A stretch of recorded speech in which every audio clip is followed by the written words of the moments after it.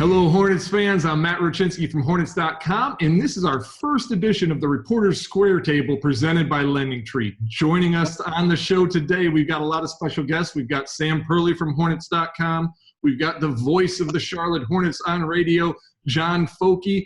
And from Fox, we've got Ashley ShahAhmadi. We haven't had a chance to catch up with you lately. Ashley, it's great to see you. It's so great to see you. I hope you guys are doing well. It's been a long time, I feel like. It's been a long time since we've all seen each other, but hope you guys are doing good.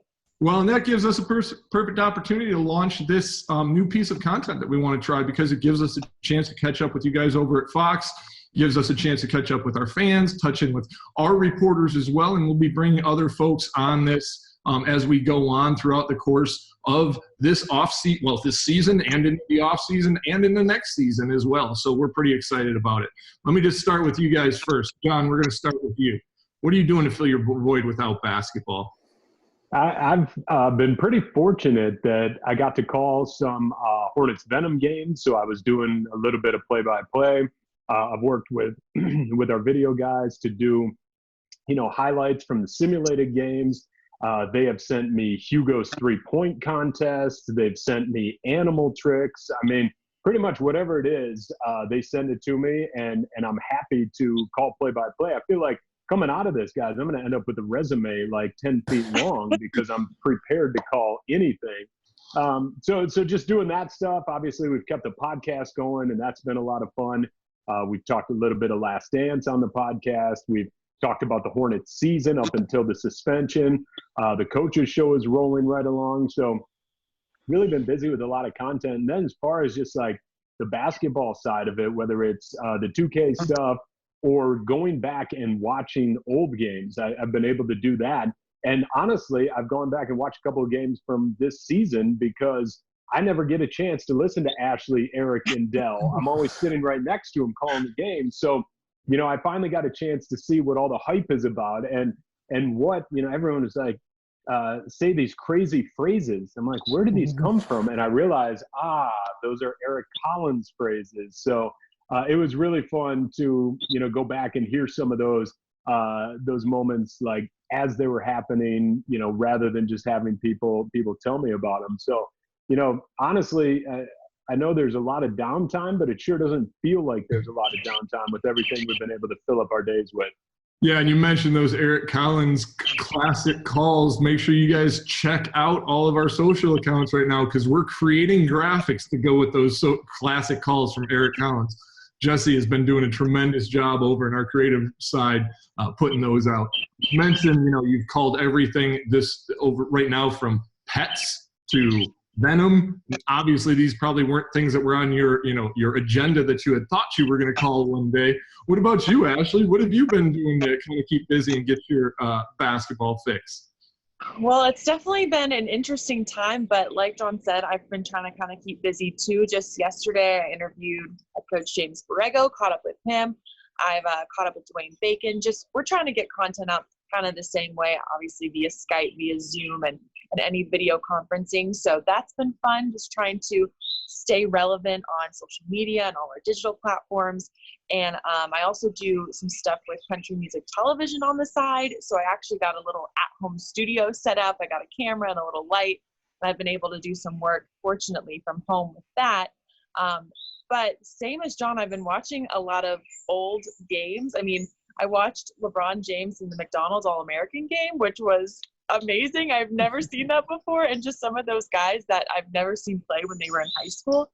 And of course, The Last Dance. Definitely watched episodes 1 and 2. Very excited every Sunday. It's something that I'm looking forward to tremendously. It just really gave me chills just watching the first 2. So just a lot of catching up on, I guess, family time and just being at home. I've never had spent this much time with my dog too. I love that. I've taught her so many quarantine tricks, I like to call it. And I think John Folke has called some of those tricks. So thank you for that. Send them over. That's been a lot of fun too. So just kind of catching up and working while we can. Yeah, it's been fun. What about you, Sam? How have you been kind of filling your void? Ashley said, spending time with family. We're all getting to spend time more with people we love. How are things going over there? Yeah, kind of like everybody else, kind of trying to stay creative, stay busy. I'm spending a lot of time with my wife, Ashley, who I don't, especially in season, obviously it's a little trickier with so many late nights and things like that. So that's been a lot of fun. We're not going too stir crazy yet. Like everyone else is doing, kind of staying busy. I've been, like John said, I've been doing a lot of stuff with the 2K League too, because they're obviously in a different sort of situation where they can still compete to an extent. Doing a lot of reading. Read the Jordan rules recently, a lot of books that I didn't necessarily have time to read in season. So I feel like this situation is kind of a lot of big catch up. Whatever you didn't have time to do during the season, you kind of have now is the opportunity to do it, whether it's TV, whether it's show. I've gotten really into watching Money Heist on Netflix. I am a full-blown 100% addict on it. I've watched, I think, 25 episodes in a week. So all in on that. And yeah, just doing some different stuff, reading and staying busy, kind of trying to be creative with no NBA games to kind of focus on. Yeah, you guys have all brought up a handful of different things. Money Heist, by the way, I haven't checked it out yet.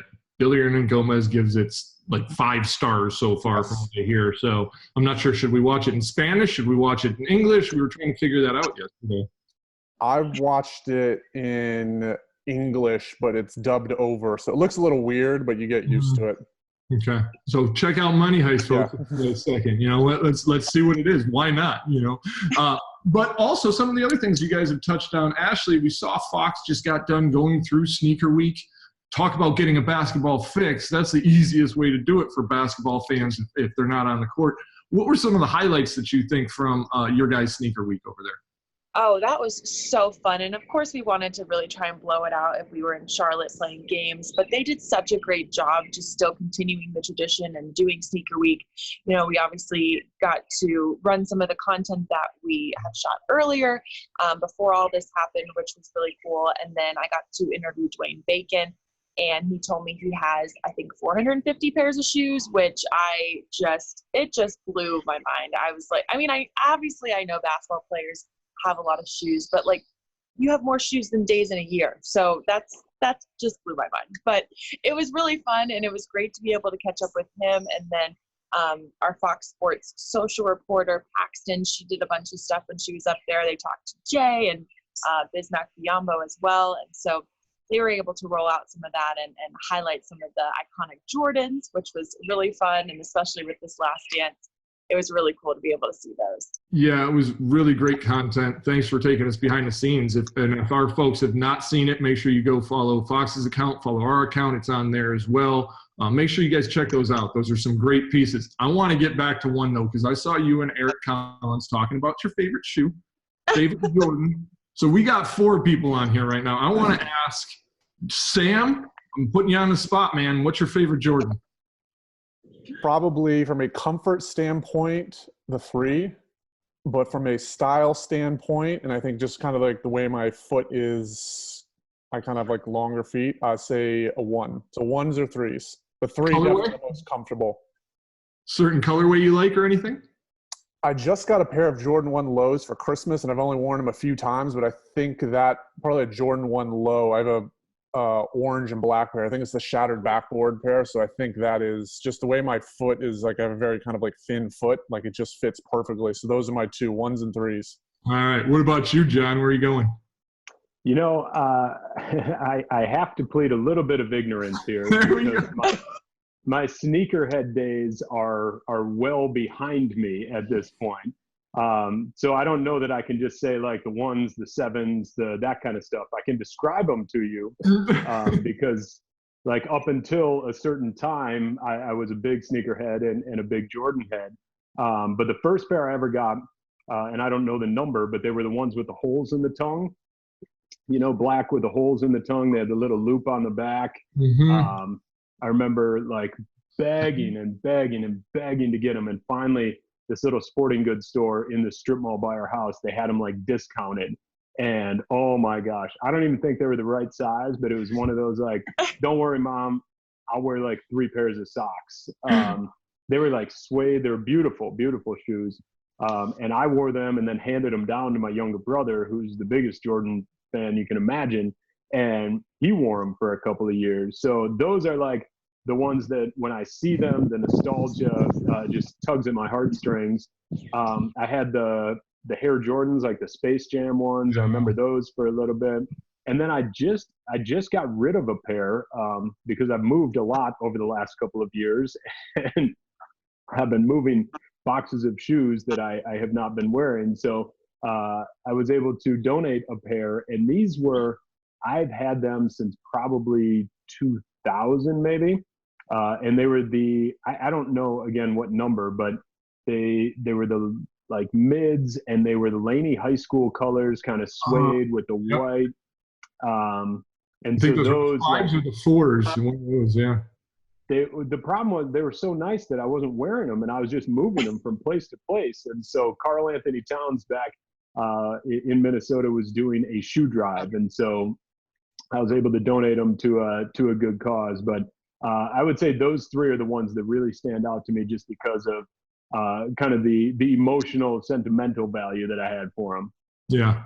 And the ones Sam mentioned, that's obviously Ashley's favorite too, from what I'm hearing and from what I saw, right? The ones, those are your shoe? Yes, the retro ones with the Chicago Bulls red and the UNC blue. That is, and it's kind of with John too. I don't really wear them that often because they're just so precious to me that I don't want anything to get on them. So I only wear them when it's not raining, when it's not, muddy outside or anything like that. But honestly, I've become more of a sneakerhead, I guess you could say, with this job before this. And I hope I don't get shunned for this, but I loved Adidas, and I wore Adidas a lot. But ever since now being with the Hornets and Fox Sports, I have converted. I'm Nike, Jordan all the way. So Adidas thrown aside. That's what we like to hear. That's what we like to hear. Me personally, because I'm the host of this thing, I can bring props. I brought props. I brought the Hornets 10s that came out of a while back. But I think the 10s is one of the most comfortable shoe that's out there. It just kind of hugs my foot perfectly. It's almost like a slipper around it. And that was really the first big Hornets colorway that I got to see out of Jordans when things kind of started coming out in the fan shop over at Spectrum Center. So I made sure to grab those. Now, I do know I'm going to put out a blatant plug right now, too, for our accounts, to let folks know that if you're looking for a Jordan shoe and you've never had a chance to get one, there is the Retro 11 Concords that we are giving away at the end of The Last Dance. And Ashley's talking about how terrified she is. I've got them right here. I'm not going to touch them because I don't want to take them out of the box other than when we had to take the picture. So make sure fans go on Hornets.com, get on our accounts, sign up. Oh, you want to sign up? Yeah, right? Yeah. I think ShahAhmadi is a name I'm going to realize, so make sure you think of something really creative to go with Ashley. Okay, fair enough. So, I know those are a classic brand, and it's just so cool. You guys all brought up The Last Dance. We're talking Jordans. It's just so cool for us, as Hornets folks, to hear our chairman being talked about the way he's being talked about right now, the buzz, I know we love that word, but the buzz that's around The Last Dance. I'm just amazed at how much everyone has been talking about it. Everyone has been invested in it. What have your guys' takes been so far on what you've seen from The Last Dance? Because I know we're all watching it. We'll start with Sam. How about that? There we go. Go ahead. Sorry, I got to call somebody. There we go. It's the first episode, I think the thing that I'm most kind of blown away about is the transparency. I think, obviously Michael doesn't do a whole lot of public appearances and things like that for the most part. But this is like the first time they're really pulling the curtain back and kind of like, this is what it was like. This is what I was feeling. And there is no holding back on anything. And kind of, I think you talk about, even that Scottie Pippen situation where he's like, I'm going to wait for the, not to have foot surgery in the summer and not play the first half of the next year. Can you even imagine if something like that happened today in the social? It's just, that's everything I'm thinking about. Every time something crazy's happened in the first 2 hours, I think about, wow, I can't imagine what would happen if that was today in sort of the social media world where everyone's kind of got an opinion and things like that. So I think the transparency of it, the fascination of it, and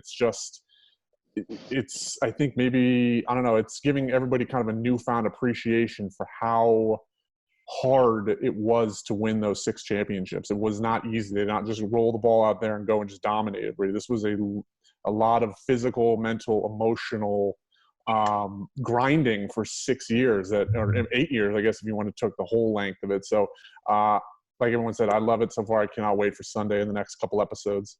What about your take, John?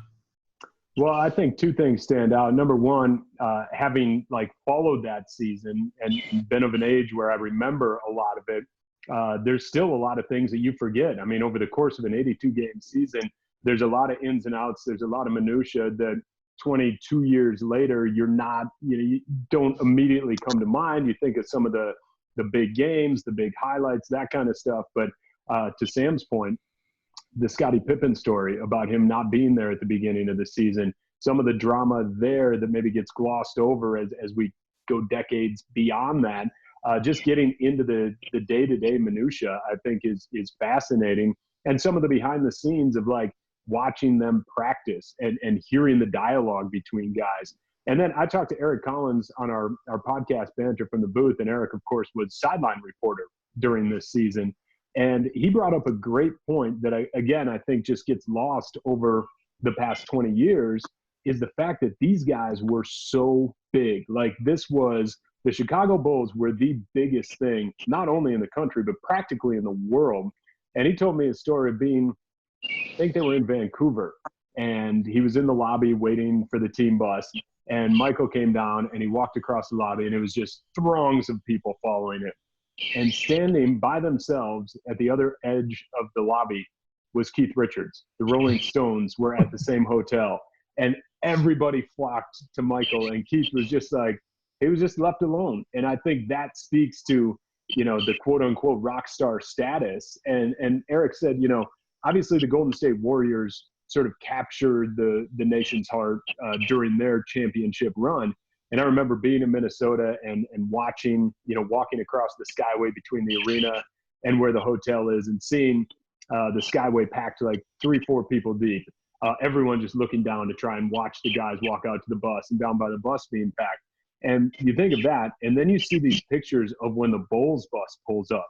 And it's like, wow. I mean, like the Beatles.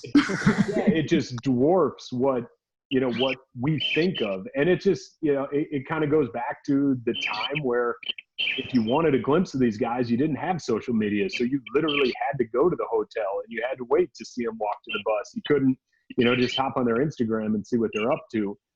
So I think those two things have really stood out to me. And I just can't wait to see how they dive more into that. And just to follow up on like the day-to-day part of the season, we always think of the Bulls of like highlights, right? Like big shots and big dunks and plays like that. They were an awesome defensive team. And a lot of their games they won with their defense. And we forget about that because you think of, the highlights and that kind of stuff. But they were an incredible defensive team. I think a lot of us forget how good defensively Michael was, because you think of his numbers and that kind of stuff. But I really hope that we continue to get glimpses into that side of the basketball, because they were incredible there too. I'll tell you, I think Ashley's birds in the background agreed with every single one of your points, because they were like, every time you made a point, they were tweeting. So does that mean they're tweeting? I don't know. We got to kind of figure this out. That was actually real tweeting going on. They're just tweeting our whole conversation for me. So this is great. We're on live tweeting Twitter right now, maybe. So I love your guys' kind of takes on it. Ashley, what have you thought of it so far? You work with Eric Collins now too, and you're in the role that he was in back then. And I think, touching on that, Matt, that's kind of the coolest part for me. It's like when I hear John talk about it, or when Eric tells me about, he was in the locker room when that stuff was happening. I was probably 4 or 5 years old. So the things that I remember from it is what I watched on YouTube when I was way older. So me being able to kind of see how things unfolded and how, I wish I could have, I could go back in time and sideline report then and then come back to this era. But that part is so cool to me, just because I didn't really get to see all of that because I was so young. And so getting a little bit of more of an insight, and like Sam was saying, the transparency. And, people ask me all the time, because Michael Jordan is our chairman. He was my favorite player growing up. He's the reason that I played basketball. but he is Michael Jordan. He's a very busy guy. You know, he has a lot of responsibilities. So you kind of feel like you're closer to him and you're connected to him and you know him a little bit more just after watching the first 2 episodes, or at least that was how I felt after it. And just like his work ethic and how he approached the game. I mean, he's the greatest player of all time. And I think now we kind of see things that he did that, you know, contributed to his success. And then something else that I really love about it too, I know we only watched Scottie Pippen's backstory, but I mean, I didn't know about, you know, his dad and his brother, and both of them were in wheelchairs. And I mean, it's so interesting to me to hear these backstories, because all I know is about Scottie Pippen as a basketball player during the Bulls era and what he was able to do. So knowing their backstories is really, really interesting to me. And I know Dennis Rodman is coming up this weekend, so I'm excited about that too. And just kind of hearing all of their stories, and not just the Chicago Bulls, obviously, in that time, but every individual piece of it too. Yeah, I've loved the way that the producers have put it together. And I know SD Portnoy, Curtis Polk are members of our staff, but also executive producers on the show, and have done a tremendous job just the way they're telling the story. Because at first I was concerned, okay, if it's just one season, how is this going to go? But I love the flashbacks. I love how we're going back and building where that storyline came from, and they're telling these smaller stories before they get to the major part. So I love the way that that's all been going. The other thing I like is, as a father, I love being able to bring my kids and sit them down now and have them watch this with me. They know how good Michael Jordan is. They know the stories of Michael Jordan. Have I ever been able to sit down and let my kids watch Michael Jordan play against the bad boys, you know, or something like that? No, I haven't. And my kids are excited about it. They hear other people talking about it. They want to learn. They want to know. And it's just awesome to see a whole younger generation. I think that this is going to get much more aware of how good Michael was. How when people call him the GOAT, the reason that they call him the GOAT. This is really showcasing that. And I'll tell you what, this weekend I'm a little concerned because I grew up in Detroit and I was a Pistons fan and the bad boys were my team and all that stuff. So I'm going to get to see the other side of it, because all I know is the side from when I was growing up in Detroit and the Bulls were the villains. So, you know, I'm going to be interested to see how that all shakes out, because I know Bill Laimbeer and Rick Mahorn and all those guys, they used to drive him crazy. So I'm really excited to see how that all goes. So obviously Last Dance is another thing that everyone's been talking about. Some other things that everyone's doing to stay busy. I'm not sure we're going to have time to talk too much basketball right now, because I want to talk about other things that we're seeing going on. Our players are being active on video games for sure. We know that Fortnite is a big thing. NBA 2K, make sure you guys are out there playing that. Call of Duty, those are the three things it sounds like they're really getting after. Are you guys doing anything right now? Are you gamers? I know John's called games and Sam's working with the Venom, but are you guys gamers right now? John, I am not. I am not a gamer. I know we've discussed this in the past. I love calling the games. I've got my PlayStation 2. It's still here. It plays DVDs supposedly. But my wife and I are in the process of moving into a new place, and so rather than the video game stuff, it seems like every free moment we have has been spent painting and cleaning and preparing to eventually move. So it's funny, I talked to Cody Zeller earlier this week in a chat that we did with our season ticket members, and it sounds like Cody and I are kind of on the same plane. He's been cleaning out his garage, he's been cleaning out his closet, he was doing some work when he was back home in Indiana for his family. And so I feel like Cody and I had a lot to talk about in terms of the kind of home projects that we've been putting in and putting together. And it's just, you know, it's funny, as we had this move set up for a while, obviously, like before the quarantine happened. And I turned to my wife earlier this week and said, like, could you imagine if the season would have gone the full way? Like, what would we have done? And like, you're very fortunate to have this time to be able to take care of some of those things, so that, you know, as we looked at our new place and she had a vision for what she wanted to see, we were able to make that happen during this time and just make the most the use of it. But I tell you what, I will gladly trade in moving for sitting on the couch and playing video games for the rest of my life. So once we get this all squared away and the internet is up and running, send me your games. I'm not moving from that couch. We will make sure we do that. What about you, Ashley? I know we talked about shows you're watching, but are you a gamer? And if not, what else might you be doing to keep busy?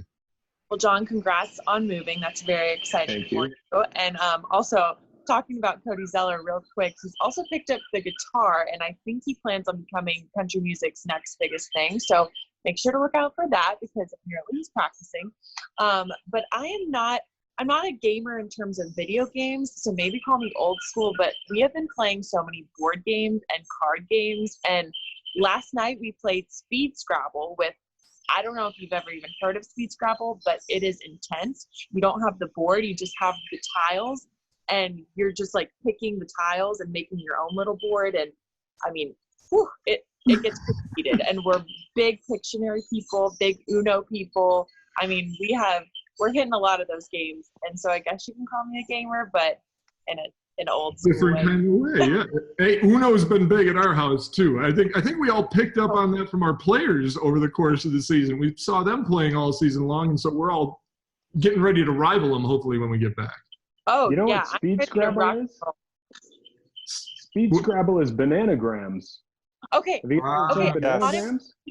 And John, there's no Scrabble anywhere. I think everyone has bought Scrabble during this quarantine. Right. So I bought bananagrams, and I kid you not, last night we Sharpied because they don't have the points on them. That's the difference on the tiles. So we looked up the official Scrabble rules, and we Sharpied the point on the bananagram. Wow. And we created Speed Scrabble. See, if you can't find the that is Scrabble team intense. out there, folks. If you That's can't the way find- to do it. Yes. Ash, we give Perfect. tips here too. I love it. What about you, Sam? What are you doing other than, you said reading, but are you getting a chance to play anything? Like John, I have an old PS2 and it's covered in dust, and I've used it for DVDs, but I've been firing it up every now and then just to break up the monotony of whether it's reading, work, shows, something to kind of kill time. The more like activities I feel like I have, regardless of how like entertaining they are, the more I feel like the time kind of passes quickly. Got a really old, nice chess set that I got for my wedding last year that we haven't really used yet, because when I opened it, it was like kind of moving too. So I might bust that out. I know it sounds kind of elitist that I'm playing chess and reading, but I'm really not as intellectual as it sounds. Where's your? I feel like you need an ascot, right? And like, Yeah. like a leather pipe or chair, something? yeah, pipe and a robe and everything. Yeah. But yeah, just kind of a lot of reading. I think the reading, I obviously like to write a lot, and been writing more with the content. And I feel like the reading kind of helps that a little bit, and focusing on some basketball books and things like that. So kind of just trying to find as many different activities to stay busy, regardless of whether it's games or we've done a couple of those like Jackbox games. I don't know if you've done those, where it's like you can play through your phone on like Twitch or something like that. So you have friends that like across the country, you can play with them and stuff, and like Pictionary and things like that. So trying to stay busy. And for what it's worth, John, I have moved in season before, and it is terrible. So you definitely hit the sweet spot. Although I know you've moved twice now in like 8 months in from Minnesota. So now you're doing this like a second time. It's been like a never-ending move, man. Yeah. Hopefully this will be the last one for a while. For a while. See, while you guys are moving and getting all these things done, I haven't had a chance to do anything like that. And don't say anything too loud about cleaning the garage, John, because I think my wife might hear you and she thought about doing that this weekend. I'm a little terrified about cleaning the garage, but I mentioned, the kids, obviously. I'm just trying to get as good at the kids on NBA 2K and on Fortnite, just so I can play with them and they don't laugh at me as their dad. But I am getting really good. No, I'm not. I'm not getting really good at either one of them. But I'm playing them, and I'm trying to get better. And we're looking forward to, hopefully down the road, we'll be able to play with some of our players or something like that, and try and set that up and see, so our fans can see their Fortnite games and see what they're able to do on the sticks, as they say, right? So yep. I think that works. Just for the last thing I want to touch on with you guys, we've talked about a lot of things that people are doing to stay busy. We've talked about things that we're doing to entertain. We've talked about The Last Dance and the great shoot content that Fox was doing. But the main thing I want to talk about is the community and you know, the efforts that the Hornets have been putting forth in the community. We announced our plan earlier where the Charlotte Hornets Foundation was committing $250,000 to go to emergency relief efforts. We've seen the fund the organization has established for part-time employees. Sweet Caroline will be playing outside the arena tonight, every Friday, for right now, for over the course of this month. So there's a lot going on, and I know our employees are doing a lot to give back. How good has it been for all of you to see the activity in the community and people just really rallying around each other? Ashley, I'll start with you. Honestly, I mean, you touched right on it. I feel like through this, we're going to become even stronger and closer, and just it's going to make us stronger after this. So seeing how everyone's pulling together is really inspiring. And as weird as this time is, and how, you know, unfortunate it is, and hopefully we can see some positive in the next couple of weeks. It's just something that gives people hope. I think everyone coming together and, you know, supporting each other is something that is really helpful in getting through this time, because this is uncharted territory, and we've really never experienced anything like this. So we need each other. We need each other to support and to try and get through it. And, you know, I just hope that, like I said, we see something positive in the next couple of weeks and we come out stronger and better than ever. What about you, Sam? What do you think? I think the thing that's kind of sticks out to me about this whole kind of crazy situation is like everybody's in the same boat. There is no, like, whether you're an NBA player, whether you're a fan, whether like, and that's kind of our world. So I'm just using those as examples. Like there's this sort of like unique togetherness about all this, because everybody's affected by it, whether you're basketball player, fan, regular person, nurse, doctor. I mean, obviously they're affected a bit more, but, and that kind of spills into my second point, is like how much appreciation, at least I have personally, for nurses, doctors, even teachers right now, with like kids having to like teach at home, or parents having to teach their kids at home. I mean, it's just like, it just is giving me a new perspective on everything. And, you know, I'll admit I'm kind of, you know, I think we've all kind of had ups and downs through this, where you feel like it's never going to end. And then there's times where like we all get together and like talk about The Last Dance, or talk about the NFL draft, or do something somewhat normal. And then you're like, okay, you know what, we're going to get through this. We're going to be fine. So it's definitely been kind of a crazy situation, but I think the unity that it's brought to everybody, the togetherness, the rallying around sort of the first responders and the people that are really, you know, fighting this thing head on every single day, has given me really good perspective. And, you know, like Ashley said, I think we will come out of this with a newfound appreciation for each other, and it's certainly not going to take anything for granted after this. You know, I think maybe in the season it's easy to get, you know, oh my God, we have another game today, or it's another late night, or a 10:30 game. And it's, you know, I'll never complain again or anything like that. So, yeah, it's definitely a long period of reflecting, but I think positive overall. What about you, John? Well, I don't know if it's the moving or what, but it's been getting real dusty in my house when I go on social media and I see these videos of people applauding the first responders, or the videos of people in Italy, all with like extendo things with a glass of wine, and everyone's cheering from their balcony. Like, there's just been so many stories that have really hit me, and you just kind of get emotional about it, because to Sam's point and Ashley's point, like, everybody's in the same boat, and we're all in this together. And so the ways that people are finding to celebrate frontline workers, to connect with their neighbors, their friends, their family, all that stuff, it just hits me in a way that, you know, makes you emotional, because it's such a weird situation, and people are finding the ways to make the best of it, and try to find some normalcy within what this situation is. And then I think the other thing that has been really, you know, has really hit me is just how much we're communicating, although it's in different ways. I mean, you know, whether it's Zoom deals with my family and my brother in Portland, my brother in St. Paul, my parents in West St. Paul, and everybody getting together and getting a chance to see my nieces and nephews, my high school buddies, my college buddies. Like, I was on a call earlier this week with my college buddies, and I was like, guys, what are we doing? Why haven't we been doing this for years? You know, like, I just feel like as much as we're separated right now, we are coming together and we are connecting in different ways. And I think it forces you to really sit and talk to people. I mean, like, I think of my group of high school friends and college friends, like, we text all the time, but man, we haven't like sat down face to face, even through a screen, and like chatted. And so it's just been great to have those connections. And then out in our neighborhood, we walk our dog all the time. You probably heard him a few minutes ago. Chasing the birds. Everybody's out walking, and everyone's understands kind of, hey, you see somebody coming down the street or down the sidewalk, you pop into the street, everyone's waving, everyone's, how you doing? Even if you've never seen them before, because people don't have to commute now, you're starting to see more and more folks at regular times. And so starting to establish a little bit more relationships with neighbors that maybe you never saw. And so, it's a weird situation, obviously. And I do think there's positives that can come out of this, just in the way that we're connecting with each other. We're connecting across, across borders, across boundaries, all these different things in ways that we never did or never thought to.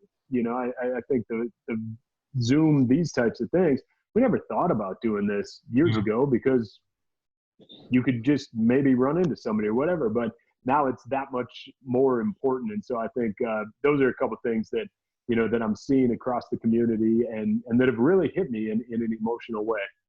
Yeah. I mean, first off, you guys all touched on it, to the first responders, the folks working in restaurants, the folks working in grocery stores. Those are the real heroes right now. There's no doubt, because those folks are putting, themselves on the line to make sure that we're all getting what we need as a society as well. So I'm like the rest of you. I'm just amazed to see how much we've come together and how much everybody is rallying around each other and really supporting each other in this time.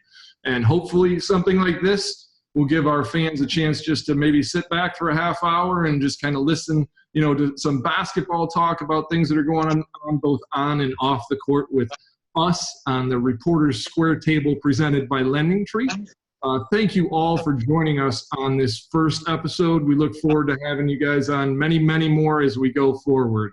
For Sam Perley, for John Folke, and for Ashley ShahAhmadi from Fox, I'm Matt Rubczynski with Hornets.com. Thanks for watching.